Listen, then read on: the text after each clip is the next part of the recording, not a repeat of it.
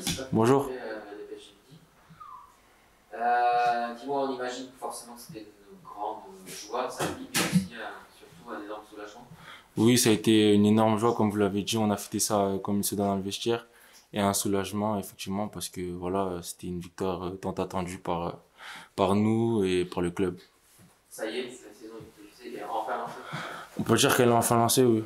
Mais après, voilà, c'est qu'une victoire. On va pas s'arrêter là. Et on est des professionnels, on est des compétiteurs et on va tout faire pour continuer sur cette lancée-là. Face à Troyes, qui est encore un gros club.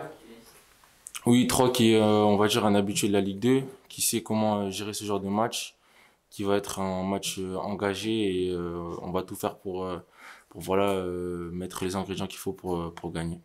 Tu as regardé leur match lundi soir? Ouais, j'ai regardé leur match. Ouais. C'est une équipe qui est très intéressante et qui va nous poser problème. Mais bon, la semaine, on se prépare pour ça, pour tout mettre en œuvre pour gagner le match.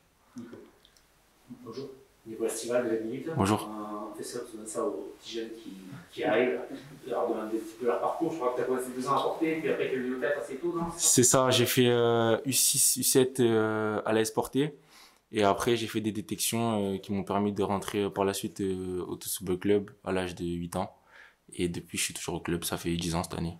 Donc chaque fois tu as franchi, sachant que c'est assez dur et il y a de l'écrémage chaque fois. C'est ça, voilà. À chaque fois, j'ai franchi l'étape tu restes au club.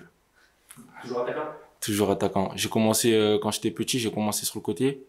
Mais vite, en U11, j'ai été mis en pointe. Tu as eu quelques petits soucis physiques qui ont pu retarder dans ces 2 zones notamment ou... Non, c'est une pubalgie. J'ai une pubalgie l'année dernière et je me suis fait opérer. Du coup, j'ai été écarté pratiquement 1 an. Donc, ouais, j'ai des petits pépins. Tu es revenu quand là? Je suis revenu si je me trompe pas, en février, non, en, en août. En août de la saison 2019. Je disais, je reviens à 3 là un petit peu. Giraudon Samier, défense centrale, c'est costaud. Est-ce que tu es du genre, toi, à aussi beaucoup utiliser la vidéo ou la vidéo, les montages du club suffisent? Enfin, est-ce que tu fais attention vraiment qui tu vas rencontrer en concurrent vis-à-vis? Oui, que ce soit avec le club ou même moi de mon côté, j'essaye de me préparer au mieux pour pouvoir faire au mieux le jour du match. Et oui, effectivement, j'ai regardé le match de Troyes et j'ai analysé aussi leur défense parce que c'est à eux que je vais être confronté. Donc, j'ai regardé tout ça de près. On a l'image, quand tu rentres ton premier match en Ligue 1, tu es le seul, je crois, Ouais, c'est ça. tu rentres, on a l'impression que, forcément, l'expression, c'est un peu chez un fou, tu as de l'énergie à revendre, il faut que tu lâches tout, quoi. C'est ça. Quand je rentre, je me pose pas de questions. J'ai pas de pression particulière, mais juste beaucoup d'adrénaline. Et sur le terrain, j'étais comme un fou. Je courais partout et même moi, je me suis dit au bout d'un moment, faut que je me calme parce que je pensais que j'allais pas tenir tellement j'en ai dépensé. Donc tu as mûri pour ça, là, Oui. Bah, le coach aussi m'aide beaucoup sur ça. C'est un point que j'essaie d'améliorer au quotidien. Jean-Jean Mounier, Toulouse Sport. Je voulais savoir par rapport aux différents autres attaquants, que ce soit Rhys, Vancouver ou Fios, avec qui tu sens que tu as le plus de complémentarité, avec lequel tu aimes aussi le plus jouer, combiner? Lequel j'ai le plus de complémentarité, pardon. Je dirais tous, hein, parce que moi je suis un joueur qui m'adapte souvent avec qui je joue en pointe. Je suis un joueur assez polyvalent aussi, donc complémentarité, je dirais plus Bayo parce que c'est avec lui que je joue le plus souvent, mais je suis capable de m'adapter à Rhys ou à Koulouris, comme à Aaron. D'accord. Et avec le milieu justement, avec Branco qui parle pas tout à fait français, comment ça se passe cette adaptation? Ben, c'est mutuel, c'est soit moi je vais vers lui ou lui vient vers moi. On essaie de se communiquer le plus souvent possible. Lui, il est pas français, donc on essaie de parler en anglais. Que ça soit aussi avec Brett ou encore avec Manu. Manu, j'ai déjà joué avec lui, donc c'est plus facile. Mais Brett ou Branco, on essaie de souvent se parler. Et Brett, parfois, fait la liaison du coup avec Branco. Voilà. À ton âge, tu es perfectible dans tous les domaines, mais s'il y a vraiment un domaine dans lequel tu dois progresser, c'est lequel? La finition, parce que je suis attaquant. Donc, je dirais la finition.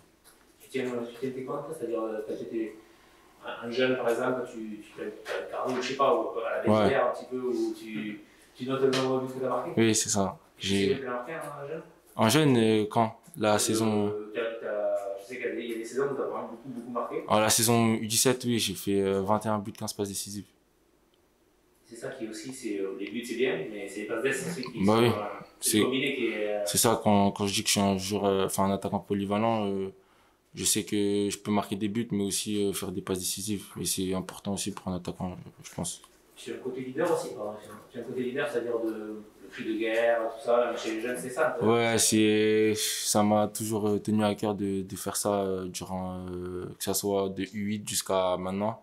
C'est quelque chose que j'ai en moi et qui me permet de pouvoir. Julien de France Bleu, tu tiens les comptes quand ça marche, mais est-ce qu'il y a aussi la partie points à rectifier ou les boulettes du jour Oui, mais ça c'est au quotidien, que ce soit l'entraînement ou durant les matchs. J'ai tendance souvent à me remettre en question, ce qui est très important aussi pour un joueur professionnel, mais même un joueur jeune qui est en centre de formation. Je pense que faut pas rester toujours sur le positif, faut aussi voir les choses, les points noirs et savoir les rectifier au plus vite. Tu as, justement, tu tiens les comptes, même si c'est secret, tu t'es fixé un objectif but ou passe. Oui, j'ai un objectif but ou passe, mais qui est pas fixe. En gros, je me fixe des objectifs à court terme à chaque fois. Comme ça, quand je les atteins, ça me permet de pouvoir gagner en confiance et pouvoir ensuite me fixer d'autres objectifs. C'est par trait, par exemple Non, c'est par exemple là, sur mon objectif but, j'ai un quota de but à marquer que je me suis fixé et au moment où j'aurai atteint, je me fixerai un autre quota. C'est super secret. Voilà, c'est ça. Ça, c'est ma part. Tu es sur 16 et 17, c'est ça? C'est ça, U16, U17 et U18. Et donc là, t'as encore la U18 ou t'es U19? Là, je suis U19 maintenant. Ça fait partie de tes ambitions. Ça fait partie de mes ambitions, oui. Il y a eu la Coupe du Monde, je crois, l'année dernière, avec les U18, du coup, que j'ai pas pu faire parce que j'étais blessé et même je sais pas si j'aurais été sélectionné parce qu'il y avait de très bons joueurs à cette Coupe du Monde-là. Ils sont arrivés en finale, c'est pas. Ah, en demi-finale. Donc, voilà. Mais c'est un objectif. Quel joueur qui évolue à ton poste tu admires, quel est ton modèle? J'ai pas forcément de joueurs que j'admire. Je suis quelqu'un qui m'inspire un peu de tout le monde. Mais en ce moment, dans la planète football, un attaquant qui montre beaucoup de choses, c'est Lewandowski. Donc, je dirais Lewandowski. Si je ne m'abuse, ton ciseau à Grenoble est toujours en tête du top 8 et dans les buts de la Ligue 2. C'était ton tout premier but en pro, donc c'est assez incroyable. Et on a l'impression que tu vis tout ça sereinement alors que c'est presque un rêve éveillé, non, quelque part Ouais, c'est un rêve éveillé, c'est qu'à le dire. Mais après, voilà, c'est un but qui, oui, est spectaculaire. Après, ça reste un but que j'ai mis. Après, le contexte a fait que quand j'ai marqué le but, on perdait. Je me suis pas posé la question de savoir comment j'ai marqué le but. J'ai pris le ballon, je suis allé le remettre au milieu du terrain pour revenir un peu vite au score. Non, je sais plus généralement, quand tu arrives, on a l'impression que tu vis ça ou tu es préparé pour ça. Tu as l'air d'accepter ça et de vivre sereinement. Ben, j'ai une famille aussi derrière moi qui est très posée et qui me permet aussi de garder les pieds sur terre. Et je pense que c'est important. Et moi-même aussi, ça m'aide à me recentrer sur les choses importantes. Justement, ta famille, tu es avec quelqu'un qui suit depuis ta match jeune. Toi, tu mets la mise à vestiaire, mais apparemment, ton père a mis sur le bord du terrain, c'est ça? Ouais, c'est ça, c'est ça. Il m'a beaucoup suivi quand j'étais jeune au bord des terrains et c'est ce qui m'a permis aussi de mieux m'exprimer. Ça fait toujours plaisir quand il y a sa famille qui est derrière soi et ça nous booste. T'es famille de footeux ou? Non, du tout, c'est moi qui ai fait découvrir le foot à mes parents. Mais sinon, c'est ma tati qui m'a fait découvrir le foot. Patrice disait, t'aimes le TFC, tu le revendiques, et ça se voit, ça se sent. C'est important aussi pour toi, en plus tu joues dans le club de ton club, il y a rien que beau. Ouais, c'est important pour moi, le club, Toulouse, c'est ce qui m'a donné, ils m'ont tout donné, ils m'ont donné ce que je sais aujourd'hui, et je me dois de leur donner tout ce que je peux pour les amener le plus loin possible. Est-ce que ça a été, parce que presque un an sans gagner. Est-ce que ça a été facile d'être un jeune joueur de TEF quand tu rencontres tes copains ou des gens, parce que tu fais des études, c'est ça aussi? Ouais, c'est ça. Ça a été compliqué parfois Bah, c'est sûr qu'il y a des critiques. Après, moi, j'ai pas toujours été dans le groupe professionnel, donc